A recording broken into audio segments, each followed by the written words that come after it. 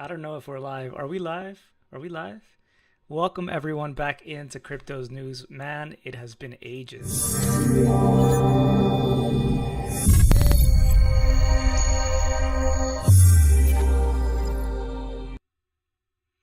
Okay. So, yeah, I haven't been uploading. I've been super busy. I finally tweeted out that I was going to be uploading again.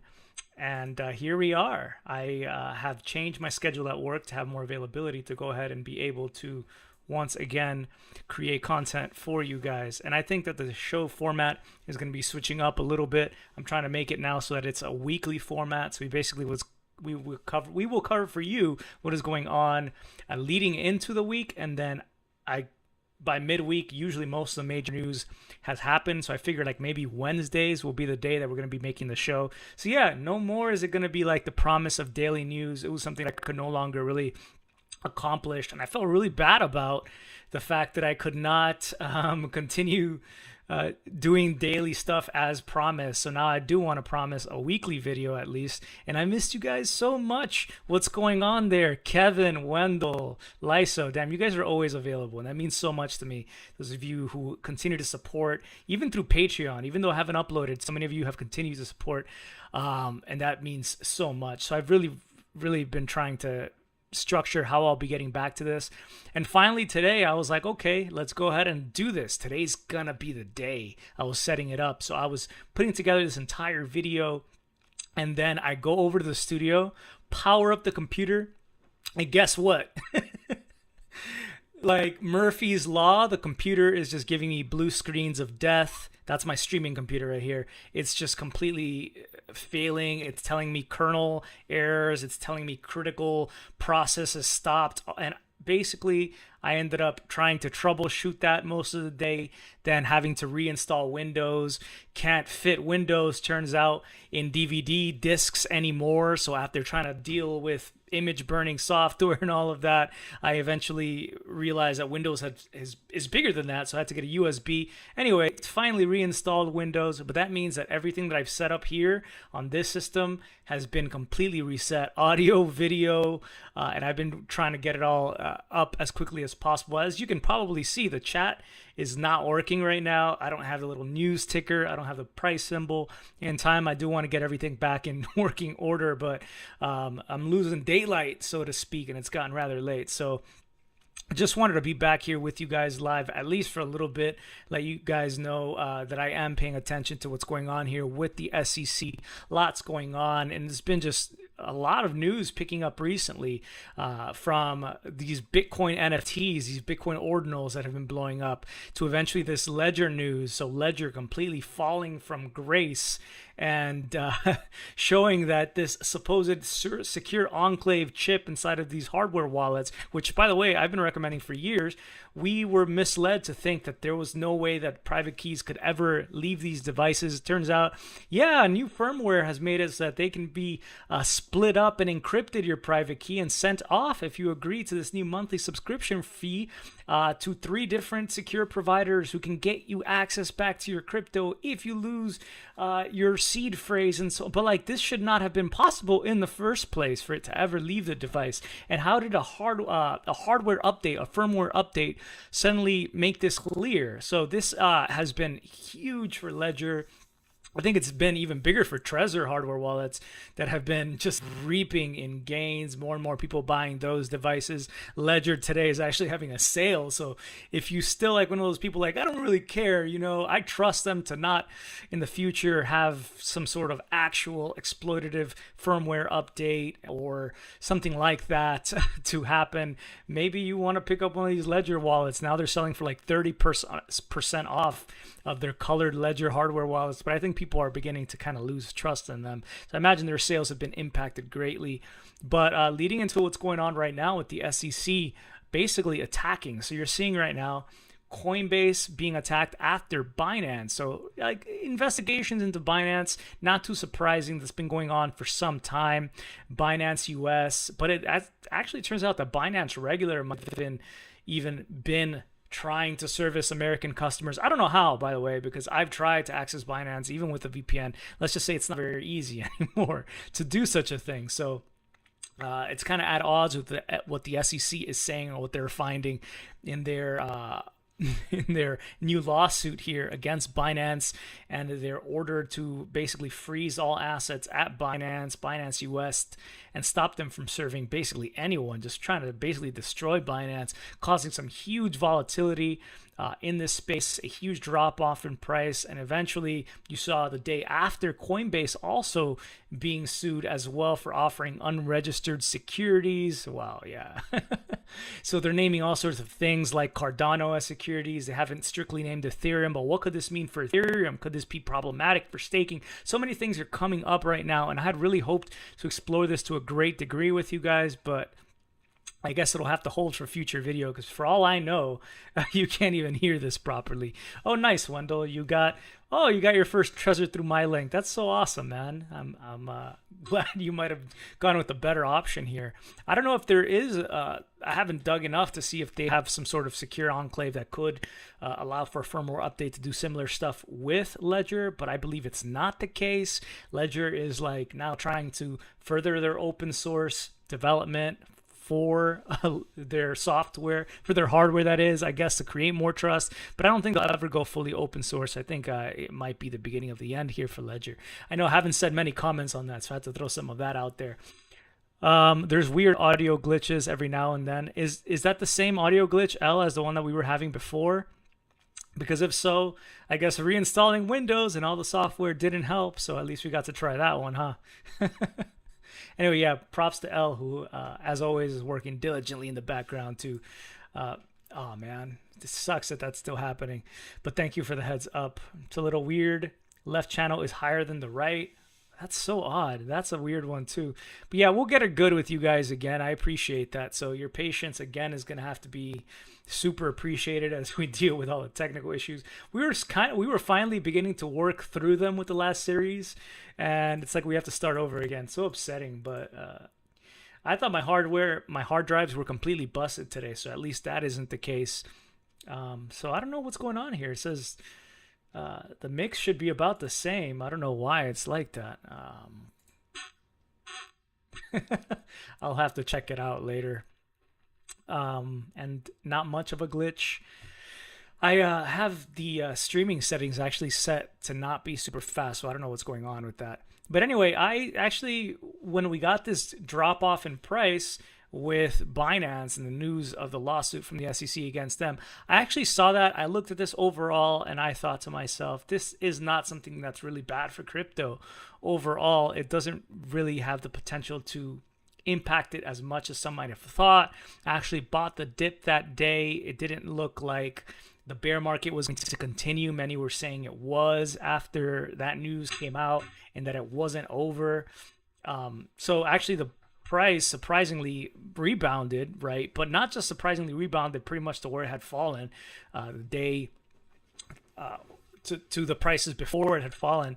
But even after that Coinbase lawsuit came out, and Coinbase being one of the more trusted players in this space, they're one of the only ones that is allowed to operate in New York City and has a BIT license. They were approved by regulators. They've tried to talk to the SEC multiple times.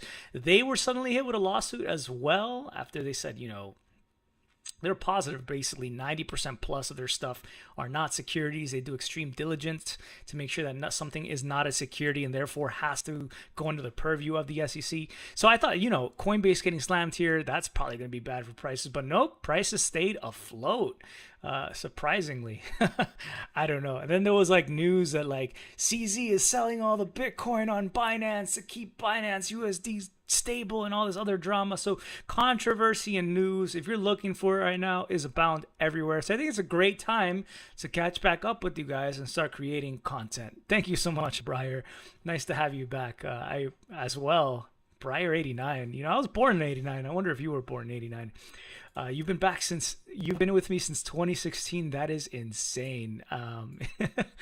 I think if you've been in crypto since 2016, unless you want to those buy and hold in your hardware wallet, which by the way is not the safest option anymore, it turns out. You've probably seen some stuff. You've probably witnessed some crazy stuff and dealt with news that could have impacted you emotionally. So to still be here, props to you, man. You're definitely an OG by now. Yeah, even 2017 right now. Maybe even like 2020, you've seen some stuff by this point. And yeah, of course, I remember you, Wendell. You've been here forever. Josh Davis as well. Meredith, good to see you. Appreciate you guys. Love you guys so much. Dada's energy. I'm not a Hexican, unfortunately not. But for some reason, I keep coming up in the communities. I don't know if it's because I've interviewed Richard Hart. I interviewed a lot of people, but like the Hex community like flocked to the channel and always had stuff to input and recommend and so on. But yeah, I'm not really a Hexican or a pulse chainer. I don't know if that's like a thing. I wouldn't call myself that, but I don't call myself much of anything. If anything, I'd at some point maybe said I was an Ethereum, like a citizen of Ethereum. But like, even so, I'm not really a maximalist for that. I've been doing weekly buys of Bitcoin and Ethereum. I believe in both heavily. I think with the altcoins, I still am looking for those names, and it's really hard to pinpoint them. Like I got that Arbitrum airdrop a while back, and I just held on to it, and surprisingly, it's still holding steady. I thought it would have dropped off by now a little bit more. I have a little bit of Luxo as well. Many of you guys don't even know that name. I don't know why I've held on to that one, but yeah, it's not become a household name by any means. Is anybody else out there still holding Luxo? Should I still be holding that LYXC? I don't know. You tell me. But I firmly still believe in Bitcoin and Ethereum. And there's a lot to unpack here with what's going on with the SEC and whether this could impact Bitcoin, Ethereum eventually. I mean, you're seeing all these names basically being called securities and so on. So many different names from the SEC. Now, what's interesting is the SEC is not going after specific companies, founders of these projects, right? You're not seeing Charles Hoskinson of Cardano being named here. You're seeing instead those who have not registered as broker dealers and securities dealers. So the platforms like Coinbase and Binance, those are the ones that the SEC is going after. So they're not going, I mean, it's hard in some ways to actually name in many of these decentralized systems a true leader, a true like enterprise at the center of it, because they might have been built out more decentralized. I mean, you're seeing also names like Solana. I think they've taken greater care to try to protect themselves legally. But right now you're seeing this attack against the central hubs where most of the trading goes on here. It does feel like some sort of coordinated attack against crypto. You're seeing 10 states that are coming out also basically asking Coinbase why they should still be allowed to continue to operate in that state after this order from the SEC, almost like it was ready to be unleashed, right? Like at the same time, this attack surprisingly hasn't impacted the price. I think that's what really affects normies coming in. Let's call them normies, right? I guess we're all normies right now, right? But I think that's what attracts people is the price going up. Price going down scares people away, and it just feels like it was almost a manipulated attack to impact the price, to stop people. I think that it's not just a conspiracy, although there's a lack of hard evidence against it. It just feels like with the launch of Fed now, central bank digital currency tests going on, problems potentially brewing for the US dollar down the pipeline and bonds here, that it's a time to try to get a chokehold on crypto, at least where it trades most. And I don't know, maybe it's like, if these cases take like 2 years to resolve, this isn't something that's going to happen immediately, these cases resolving themselves. But if this is something that takes 2 years to resolve, maybe that's like the timeline here, that the bankers who are paying the politicians, who are paying Gary Gensler, I'm not saying that necessarily, but it's potentially out there, right? It could be the case where they're in the pockets of these bankers who control money, control the Federal Reserve System here in the United States, and they're trying to keep their grips so that they can ultimately issue some sort of digital only thing, which I think is absolutely terrible in so many different ways, as many of you know who've been watching the show. And I guess if you're watching this show, you probably know my stance on that. I don't think many newcomers are watching this, but if you are a newcomer to the show, or if you guys could help me out by sharing the videos, let them know we're going to be doing this again on a weekly format, letting the folks out there on the interwebs, social media, then you should know that I'm kind of against central bankers. I'm kind of against centralized control, and I'm all for decentralization. And it seems like what we're seeing is actually move away from that, at least with a lot of the trading that's gone on. You're seeing volumes on DeFi, however, decentralized finance trading, climb. I think that the attacks against decentralized finance are yet to start really on a major degree against some of these providers. But I think that this attack is something that's really trying to cripple crypto completely, bring it under the heels of the regulators, especially the SEC here, which seems to be moving quicker than the CFTC here. In order to really know everything that's going on and to try to quell what this movement really is about here, which is alternatives, which is lifeboats, which is protection, under the purview of protection. They're going to protect us now, the regulators and so on. Something really dirty seems to be going on here. This is just the latest, and I think a string of attacks. It will be ultimately up to the courts. I hope they're not as paid here. And Congress here in the United States, which they're probably paid, but some of them, at least the Republicans, seem to not be. As you can see with bills being presented by, for example, Cynthia Loomis. I believe she's Wyoming. Oh man, I've been out of the game for a while. Anyway, yeah, I guess let's look at some stuff that I've got saved up here as we continue. I do hope you guys enjoy the video. Hit the like buttons as we get rolling again, and subscribe if you're new, if you did manage to hear about this, so we can be a part of what's going on here. I'm actually taking opportunities, I've said, to buy these kinds of dips bi-weekly, and I do think that ultimately the real fundamentals here of supply and demand on an international level will provide way greater gains and losses that at least in the stable names than you're going to see in the next couple of years. That's my perspective, and so I'm excited to follow that with you guys yet again. So hopefully this works, where I pull up the internet and we just look at some stuff. So yeah, this is what you're seeing with the prices. You can see the crazy rebound yo-yo action. It looks like when you're rolling the dog, when you're, what is it called? It's called with the yo-yo, right? Like walking the dog. That's the name of the trick, where you yo-yo, the yo-yo stays down there and then it comes right back up. Or reverse BART for you fancy traders out there. Bitcoin down 3.2%, however, the last 24 hours, I think. We're pretty much still range bound. It's been like $25,000 Bitcoin to $30,000 Bitcoin since like the last time I uploaded my video, which was what, 2 months ago, almost 3 months ago, almost. And it has not broken with any sort of resolution to the upside or downside. If this news did not break into the downside beyond these levels, I really struggle to see what possibly it could, right? It's just difficult to see that. So I think crypto is actually showing a lot of resilience here, and it has to do with a lot of these fundamentals and stricter supplies. This is a funny meme that I found today. Earth is an unregistered security? Gary Gensler of the SEC always has been. All of Earth, right? All of the solar system is an unregistered security. Are you registered with the SEC, Earth? Huh? Are you producing stuff for Common Enterprise? Again, I don't know. You're seeing the SEC trying to ensure that Binance US, which apparently like CZ, the CEO of Binance, he basically has complete control over everything. Binance US couldn't operate, which is the US arm of Binance, without like every decision basically being approved to him. Commingled funds. You have commingling of funds between the US and the international branch. Just a complete mess. SEC says freeze it all. We want to control the whole damn thing.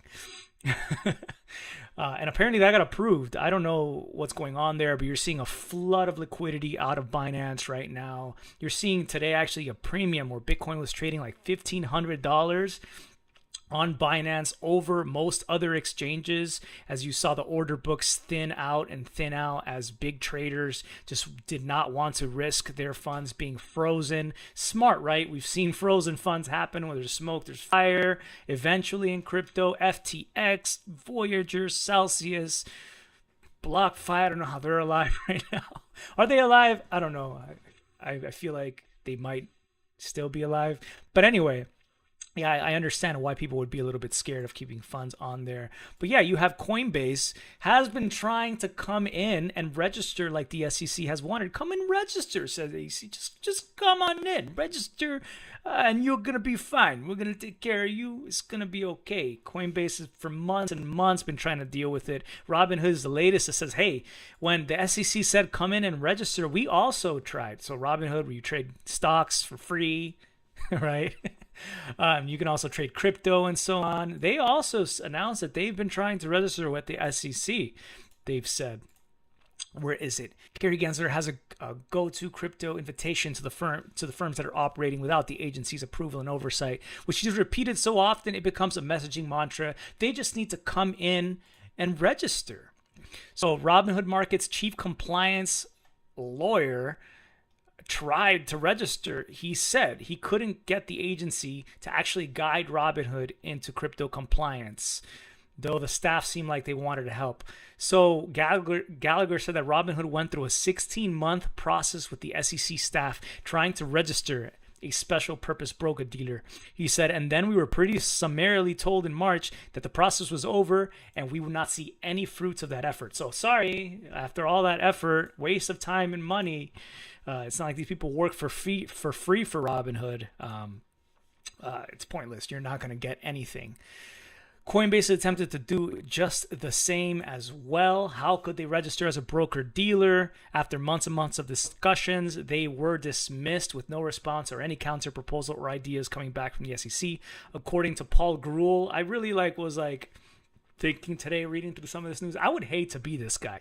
Every day he has to deal with some sort of compliance problem. He tries his best. He writes out these really eloquent things and explains just how Coinbase has been doing all of this work to try to be under compliance and serve their customers and so on. And it's just like headache after headache for this chief legal officer of Coinbase. I would not want to be this guy. I don't know how much he gets paid, but I would wager his stress levels are up there with some of these Silicon Valley dudes that are fleeing their jobs to go work in agriculture or to go work service jobs or whatever that we're hearing about because the headaches is just not worth it. The lifestyle. He's probably up there with them. But anyway, yeah, that's going on. It's basically impossible. The SEC says come in and register. There is really no process for registering. They refuse to outline any process, create some sort of process, and they just choose to continue to attack and attack and attack. You actually saw today that Coinbase has tried to get rulemaking actually to come out there. And the U.S. judge said to the SEC, you have 7 days to respond to Coinbase. Why haven't you actually had any sort of rulemaking? I doubt the SEC will actually respond. That's what a lot of people are saying. But, I mean, they're trying out here, Coinbase. So, yeah, Catherine Coley had some comments. So some of you might remember Catherine Coley. She was the head of Binance US when it was created from 2019 to 2021, at which point she stepped down. She was no longer the CEO, and she disappeared from public view completely. Nobody has seen or heard from Catherine Coley, but there was a 2022 testimony that has come out. This is an article on Cointelegraph where Catherine Coley had said some of the stuff she wanted to see from Binance US, untethering from Binance, being more independent and so on. It just was not possible. I wanted full independence, she said, of everything, but that wouldn't necessarily be possible or be possible at that time, given our reliance on some of those components in four service level agreements with Binance.com. So I think part of why she might have disappeared, maybe she was just fearing some regulation. Maybe she did try to get Binance on course to be more sustainable, I would imagine, and she couldn't. And maybe she feared legal repercussions. And maybe that's why she disappeared to try to buy herself some personal time. I think that would perhaps make some sort of sense as to what's going on here with Catherine Coley. But yeah, I don't know. Has anybody heard from Catherine Coley? Maybe I've missed some sort of news, but as far as I can tell, that's not the case. Yeah, so this is what I was talking about with Coinbase receiving show cause orders from 10 different state regulators at once.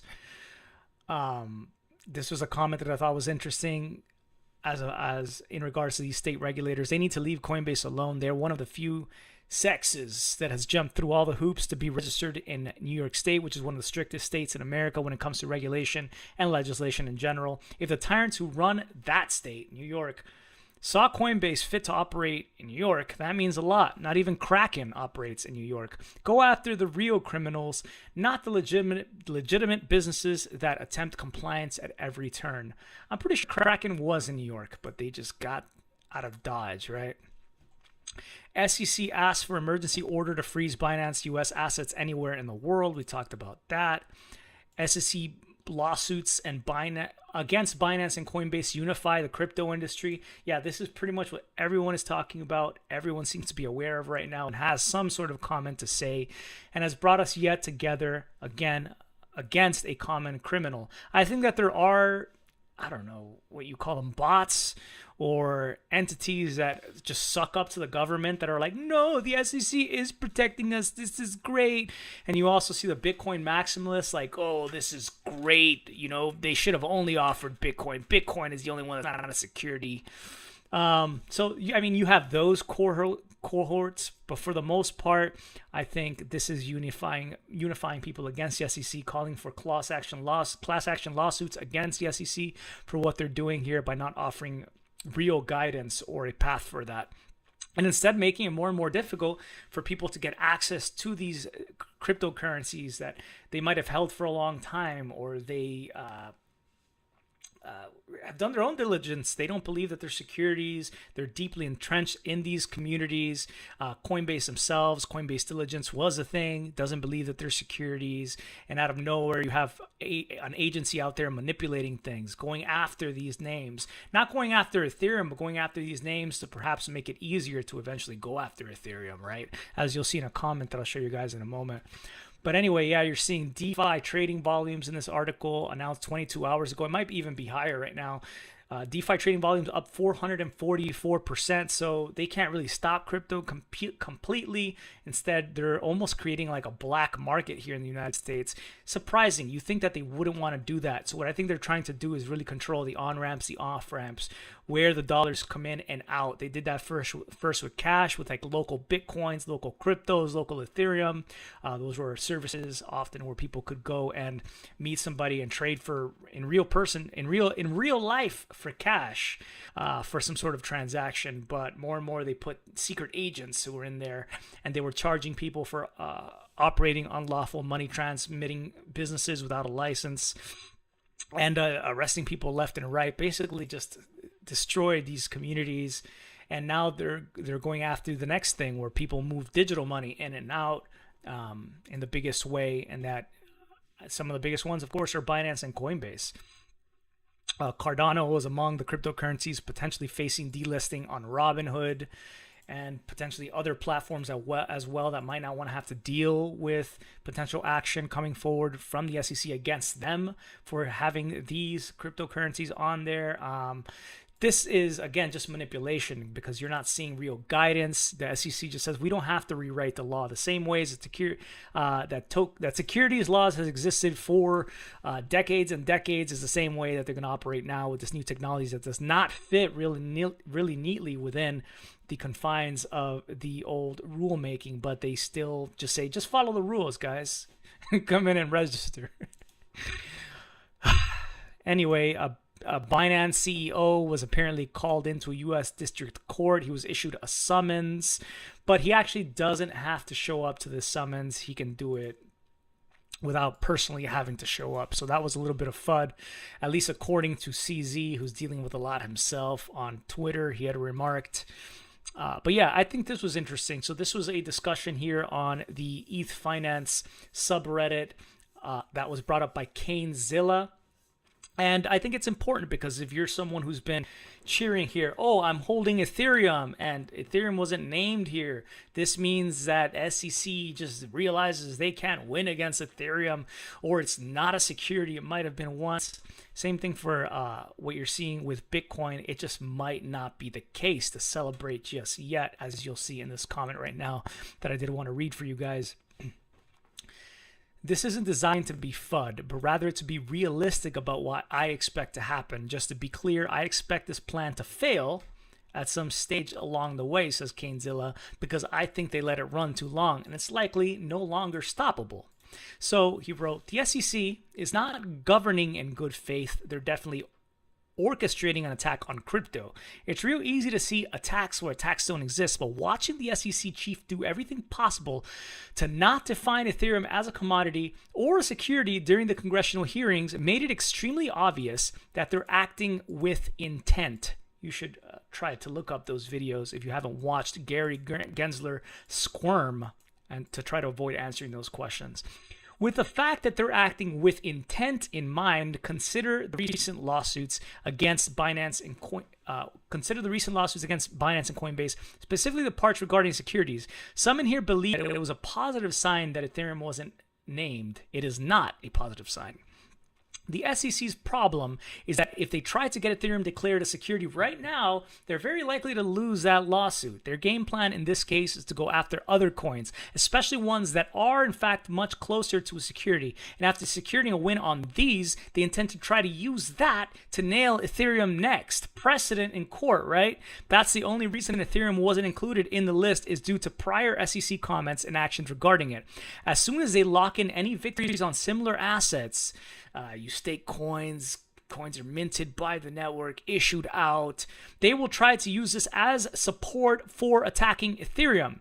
Bitcoin users aren't safe either. I'm pretty sure an additional facet of this plan is that any coins, including Bitcoin, that use proof of work mechanisms will be targeted by green environmental legislation designed to shut them down and make mining them illegal. They can't attack those via the SEC, so they're going to try co-opting environmental legislation to shut this down. Remember those politicians being paid by the bankers on the side who don't want to cede control? With these two prongs, both proof of stake and proof of work assets will be covered, although I'm pretty sure this will be an aspect of the attack plan. I don't know if it will run concurrently with the SEC attacks above, or if they'll wait until it's known that if those will succeed. While these plans are in motion, they will continue to attack exchanges in any way they can, protecting consumers by making accessing exchanges harder or more onerous. Legislation to make self-custody illegal, right? Remember self-hosted wallets and all that? We've seen a few older and smaller U.S. servicing exchanges get shut down over the last year, and I expect them to start attacking Kraken and Gemini soon as well. They are making it more difficult for anyone to operate any sort of crypto business in this country whatsoever, especially an exchange. Don't even bother trying to start an exchange right now. As soon as it gets to any size, you're not going to be able to afford the compliance costs or the imaginary compliance, because you can never really comply, right? Imaginary compliance costs. It's criminal. I think it's done on purpose, tactfully, to monopolize, to drive consumers to smaller numbers of these institutions to trade crypto, where they can be deeply scrutinized and all privacy will be lost by all sorts of ways. And it'll just be easier to manipulate the entire space by controlling these platforms. That's what it feels like. Anyway, it's crystal clear they're working toward an agenda to shut down crypto as a whole. To be honest, I don't give a shit if it's because herder global banking cabal, or oh fuck, the USD is going to collapse if we don't try to shut this down, or I'm old and fucking stupid and I hate this crypt keeper blockchain technology, because the reasons are irrelevant. Just know that they're working with a coordinated plan here, and Ethereum is on the hit list. Be realistic about the struggles that are coming. I think it is important to talk about the issues to prepare for them well in advance, right? I think that is important to elucidate. It's not just FUD. We have to discuss these things. Anyway, yeah, I'm going to start tweeting more, I suppose, on Twitter and sharing stuff on the Cryptos News subreddit. You can check it out. I've been sharing all these articles pretty much that I brought up here on there, so I'll try to be tweeting there. You guys can post stuff on the Cryptos News subreddit as well, and I'll check it out. But yeah, these are the 10 tokens, by the way, that the SEC had identified in these suits, basically against these platforms as being unregistered crypto asset securities. So you have Solana, ADA, Polygon Matic, Filecoin, Atom, Cosmos token, Sand, Mana, Decentralized, Algo, AXS. I think that's Axis Infinity, Cody. I could be wrong on that, by the way. I don't hold that one. And Cody. So yeah, Insane list, and a pretty big list. These are not just small names anymore. They're going after bigger names these days that are better known, held by more institutional type investors. They're basically saying we're willing to fight anyone, including Coinbase at this point. I don't know. More and more people are looking at the Ripple case, what's going on with Ripple, and seeing what kind of precedent that sets, and how important that will be for other tokens as well, using that in court. So I think that's something that we'll be following as more closely as it comes out. More details on that, but that's been years in the making. And then I thought this was just great. I don't know if I should read this. I guess it's interesting. It's kind of abrasive in some sort of ways, and perhaps even divisive here. Nick Carter's post here about Bitcoin maximalists and what's going on here in their commentary. But I guess I'll show it to you guys. I guess we'll finish up some of this by sharing this. What's going on, guys? Dude, bro, yo, my G, been waiting for your opinions on this madness. Thanks, bro. I appreciate that. My word means a lot here, and my commentary on it to you it does mean a lot, man. Smash the likes, guys. Smash them likes. Oh, to be a YouTuber again. Yeah, we're trying to start the machine again with the new show. And like the old show was definitely a machine, because when I would upload videos, it would automatically be linked to various APIs that were created by people who started companies back in like 2016, 2017 related to gathering news, gathering data. And over, these links were broken when I deleted my old channel. All sorts of links where people could find this show and watch it through other platforms. So I kind of like bombed the entire show. So I appreciate you guys still supporting me here on the new one, as hopefully we can get it going again. I think it will be a longer term thing. It's not something that will happen immediately. We're not going to be hitting 100K subscribers anytime soon. But I think what's important is, of course, we continue to provide good, valuable, honest information to you guys. And that's what we've always tried to do here. Without being paid in the background, right? Being completely honest. So yeah, I'll finish here with Nick Carter. Let's see what he had to say. If you're someone new to the space and you're wondering why self-professed Bitcoiners today cheered on SEC attacks against the two most important Bitcoin companies of all time, Coinbase and Binance, let me explain. There's people who use Bitcoin, aka Bitcoiners, the vast majority, ordinary people, and then there's people that turned Bitcoin into a secular cult. Call this latter group Laser Eyes or Maxis, whatever you want. They know who they are. We know who they are. There's no uncertainty about this. They are people that elevated Bitcoin from a mere tool to a belief system, a way of life. They like to quibble over the language, but everyone knows who is who here. The vast majority of these cult adherents are actually new to Bitcoin. Look at their profiles, mostly created 2021 and 2022. They are latecomers, drawn in by the rally in 2021 and the promise of riches and endless price appreciation spun by gurus on Clubhouse during the COVID era. We have so many eras now in crypto, it's beautiful. They believed in fallacies like the stock to flow model. They were also attracted to the idea that Bitcoin was not only financially sound, but morally superior too. It was better than the shitcoins, better than fiat. By merely tithing your Bitcoin every month, you could bring about a financial transformation to the fair world. And when fiat and everything else collapsed, you'd be one of the chosen few to be the kings in the new world, a ruler among the ruins. So why are they giddy about the possible obliteration of Coinbase and Binance, who have collectively onboarded 100 million to 200 million individuals worldwide to crypto, and specifically Bitcoin? These are de facto crypto banks for the entire globe and made owning Bitcoin easy and simple for tens and maybe hundreds of millions. More than anyone, these two firms have made mainstream adoption of Bitcoin possible. Why would the Laser Eyes cheer government attacks against them? It's simple. The cultists are intellectually short crypto, more than they are financially long Bitcoin. For the most part, they don't actually have meaningful economic upside in Bitcoin. Since they joined in 2021, 2022, they mostly lost money in real terms, stacking sats. They think that they eventually will be rewarded for their piety. But for now, the amount of real goods they can buy with their sat hoard is actually dwindling. They aren't interested in Bitcoin adoption or usage of Bitcoin increasing worldwide, because that's not what they're here for. They're here to find social kinship with an in-group of people that lives in a Bitcoiny way. They're here for the party, not for the business. So what attracts these people to Bitcoin? Simply the secular cult.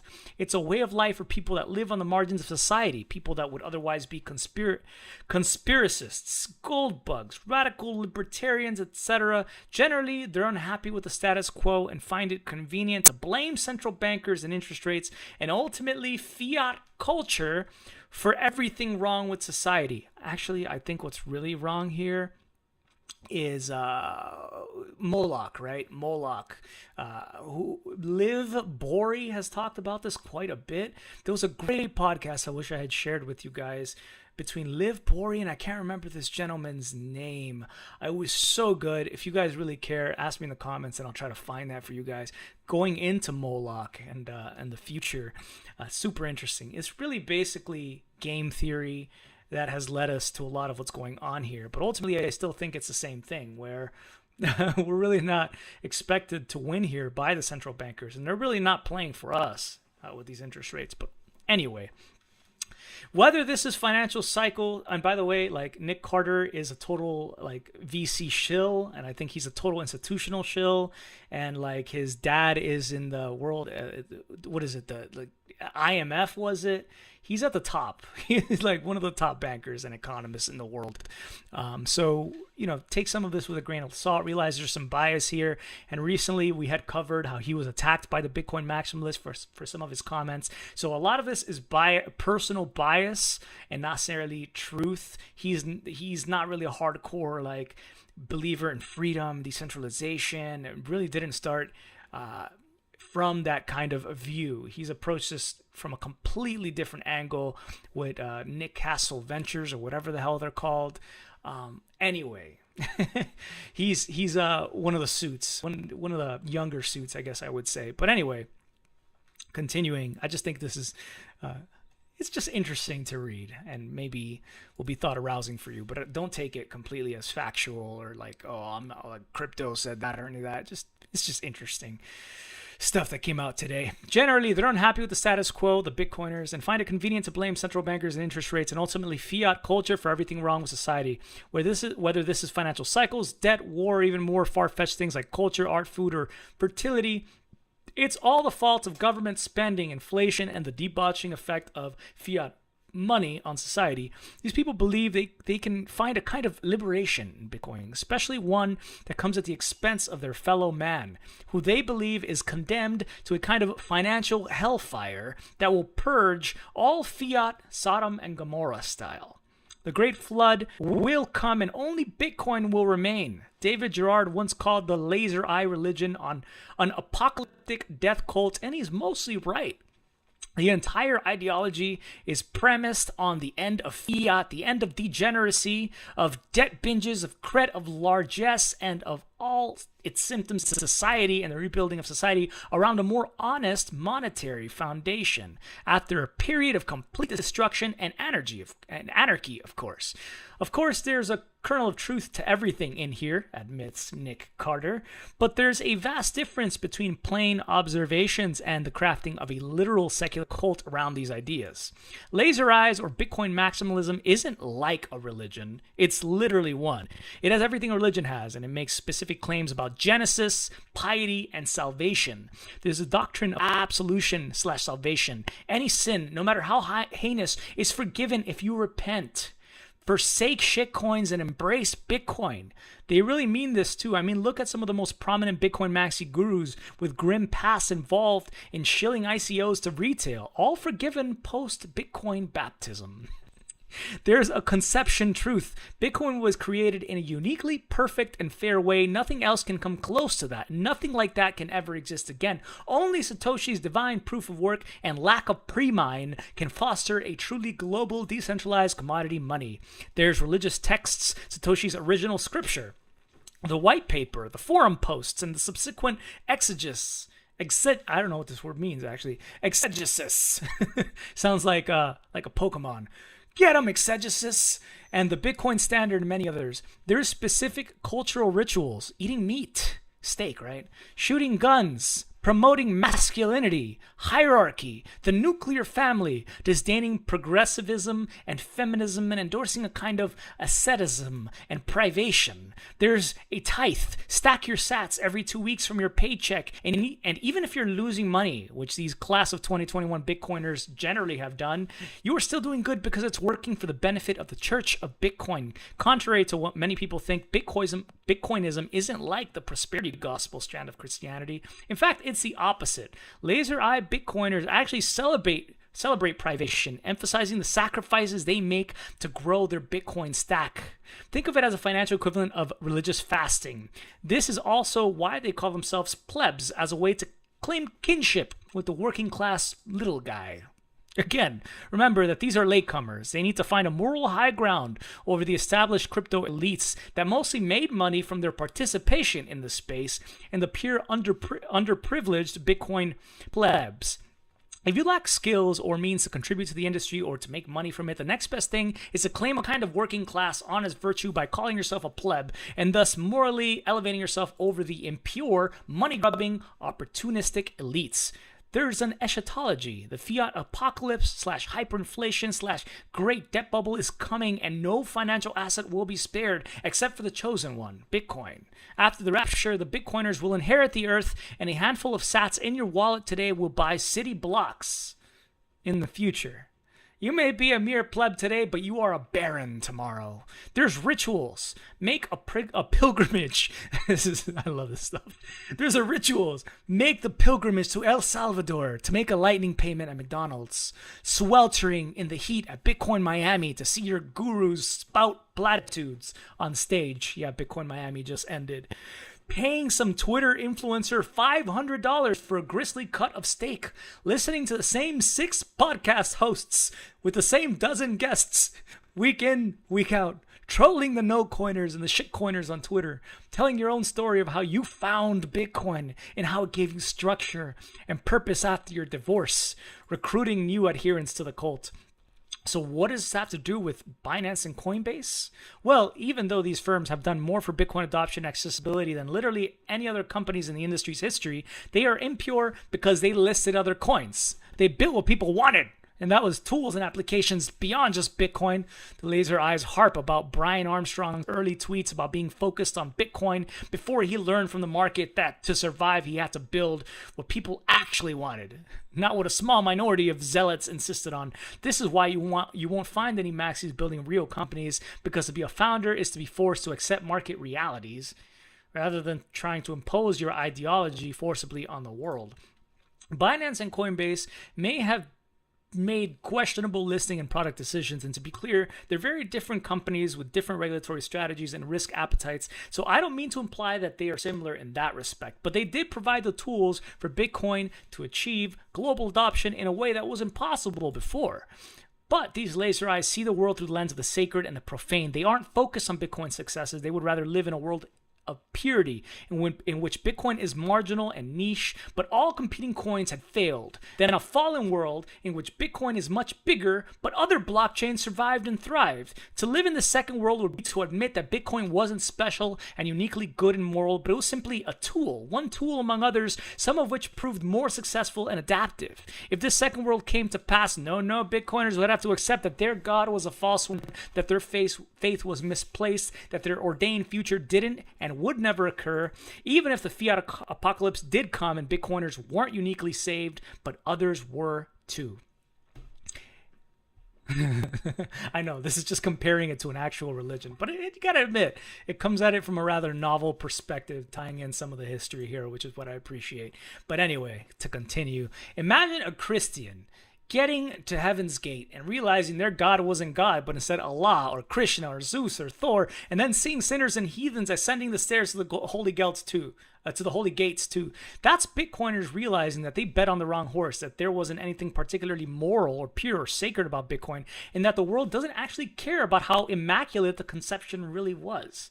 In the second world, in which Bitcoin continued to thrive, but other coins did so as well and perhaps surpassed it, the laser eyes would have to admit that they never had any special insight, that the revelations they had so keenly felt were shadows and illusions, that their gurus were false prophets, and this crisis of faith inching closer every day thanks to simple material reality, is too painful to bear, so they pray and hope for the collapse of all the shitcoins and the impure Bitcoin competitors and of all the distractions to the ordained mission. So even though Binance and Coinbase did something immensely good for Bitcoin and surely added tens or hundreds of billions to its market cap by virtue of the tools they built to support, they didn't do it in a pure way. They sinned by building technology for other coins, by allowing ETH and Solana and XRP to thrive alongside Bitcoin too. They sinned by not following the holy virtue of self-custody at all costs, notwithstanding, of course, that the market didn't want self-custody.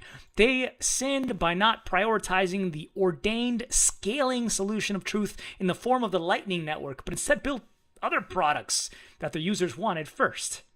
They sinned by allegedly, in the diseased minds of maxis, creating paper Bitcoin out of thin air, thus wrongfully driving down the price of Bitcoin with dilution that wouldn't otherwise exist. They might have a point with this one, though. This is a classic gold bug myth that the Bitcoiners inherited for some deranged reason. Okay, Nick. But most of all, they sinned by being polytheists in a monotheist world, and for that, they deserve to be destroyed. Even if Binance operates the biggest P2P on-ramp to Bitcoin in the global south, the laser eyes are unconcerned with data or empirical facts. Even if Coinbase went to bat for Bitcoin versus US regulators for over a decade, even if the two firms custody more Bitcoin for end users than anyone else, this doesn't matter. They're impure, and laser eye Bitcoiners aren't here for the profit or the adoption. They're here to feel morally superior, to dunk on shitcoiners, to accelerate towards the rapture in which all fiat dies. They aren't trying to reform the existing system or accept half measures like third-party custody, even if highly credible. They aren't here for distractions like DeFi, Web3. They're here to act out on an imagined monetary revolution, mainly on Twitter. This is why the laser eye reaction to the US government attacking stalwart firms like Coinbase or Binance is so revealing. The maxis don't care about actual progress or key wins for the industry. They don't care about the 100 million plus individuals using these firms to hold their coins. They don't care about adoption. They don't even care about price appreciation. Remember, their desire for in-group kinship far exceeds their economic motive. They care about being pure, adhering to the imagined codes of conduct set by their gurus, even though they ostensibly disdain the usage of state power. They are more than happy to wield it against their enemies if it achieves the goals of the revolution. They care about treasuring the sacred and attacking the profane. Like all secular cults, the Bitcoin maxi cult is born out of a loss of meaning in modern society. These people are mostly outcasts who believe that society exists in a fallen state only to be restored by a monetary revolution. Happy, functional people don't spend their days weaving conspiracies about how Jay Powell is specifically conspiring against them. I'm sympathetic to their search for meaning, but unfortunately, as with many secular cults, their programming has gone haywire.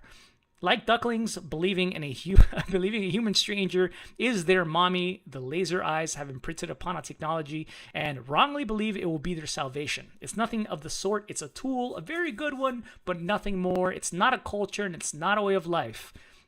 Unfortunately, the maxi cult isn't interested in adoption or the success and proliferation of Bitcoin, but merely its advance in a theologically acceptable manner. But their cult is exclusionary and trades off against the actual use of Bitcoin as a way to promote financial liberation. For this reason, the maxi cult must be resisted at all costs. Bitcoin's fate, he finally had like a typo right at the end. Bitcoin's fat depends on it. It will never be fat. It will always be one skinny little Bitcoin.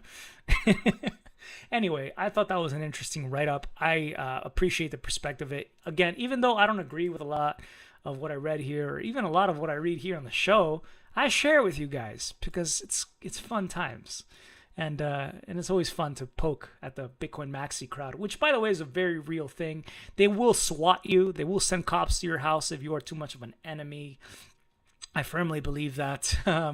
They will attack you on social media with bots. They will spam you. They will hurt your character beyond anything else, and they will use... It's almost like they have their own colorful vocabulary against other people, and it is like a real cult. I think Bitcoin has multiple cultures. I don't think it's just one culture, but it's by pure numbers, I think the biggest cults who do eat steak and believe in putting laser eyes on your eyes on Twitter and listening to these self-professed gurus on the same podcast over and over. And I think you can remember what names those are. I've interviewed probably most of them on this show, actually. Not most of them, actually. Not the developers as much, I believe. I haven't really chatted with many developers. You're kind of an interesting sort, kind of a weird sort. And some of the more power-hungry people in the Bitcoin space. But Bitcoin was never about having just a central group of people having power or having just one idea being the main idea. I mean, for example, like you could say the white paper was that original idea. That was the Bible. But right at the top, it says electronic peer-to-peer cash system. And it's like, let's not make it cash. Let's make it something else. Let's make it more like gold, not cash. Not something to be used for petty transactions. For that, we'll create something else. We'll use a Lightning Network. We'll just, for that use case. But really, it's just something to hold. The move away from that, I think, was where the culture really shifted away or became, that was the most elucidating thing away from I think Bitcoin being empowering for everyone around the world, being able to just run their node, earn some Bitcoin and pay for their coffee and operate in this new economy solely, to moving toward more intermediaries, more services operated by few Bitcoiners at the top who are here early on and know what's best for you. And it's definitely been a huge shift. And that's not necessarily what Bitcoin is completely, of course. I think that's a subset of it. It's, again, a majority vocal subset of it. But it's still not really what Bitcoin is. I think Bitcoin still is its own pure thing there in a sort of way. You can avoid a lot of this drama, but it's out there, and so it's fun to look at every now and then. Anyway, I missed you guys. It's good to be here. I hope you've enjoyed the show as well, and you'll spread the love. Hit that like button if you enjoy the content. Join us for future streams. Again, I'm going to make them weekly streams now. So on Wednesdays will be the day I've freed up more time for work, and I'll be covering major topics. So please tag me on Twitter. Please comment down below what I'm missing, what you feel like I should talk about. And just so much thanks for your support that I can't put beyond words on Patreon, on some who've like honorariums through PayPal, or just being here for me by showing up on the streams when I without notice just go live. Beyond words, thank you so much for that. I can't thank you enough. Anyway, take care everyone. Much love, and stay cryptic. Yeah, it's gonna be interesting times ahead. Peace.